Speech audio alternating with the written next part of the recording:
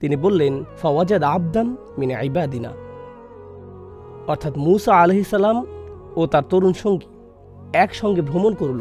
পরিশেষে তারা পেল, এ কথাটি মনোযোগ দিয়ে শুনুন, আমার বান্দাদের মধ্য থেকে এক বান্দাকে। সহজে বললে এর অনুবাদ হবে জাস্ট আমার এক বান্দার দেখা পেল।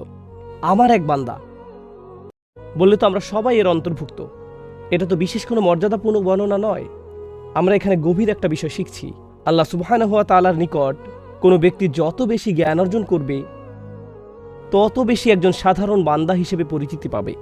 এই জ্ঞানের কারণে তারা অন্যদের থেকে স্পেশাল হয়ে যান না, বরং এই জ্ঞানের ফলে সেই বান্দা বুঝতে পারে, ইন্নানি মিনাল মুসলিমিন, আমি শুধু সব মুসলমানদের মধ্যেই একজন মুসলমান, আমি অন্য কারো চেয়ে উচ্চতর কেউ নই। দেখুন, অন্য সকল জ্ঞানের ক্ষেত্রে কেউ কিছুটা জ্ঞান অর্জন করলে নিজের মাঝে কেমন যেন আত্মম্ভরিতা তৈরি হয়। কোনো কনভেনশনে যোগ দিলে যদি তার পিএইচডি থাকে তখন শুধু আব্দুল করিম লিখবে না, লিখবে ডক্টর আব্দুল করিম, পিএইচডি। আচ্ছা, এক কাজ করি, পিএইচডি একটু মোটা অক্ষরে লিখি।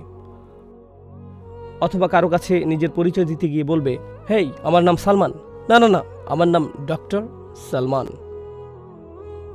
অথবা আপনার ইমেইল আইডি বা অন্য কোনো আইডিতে নিজের নাম শুধু জাইনাব লিখবেন না, লিখেন জাইনাব এমবিএ।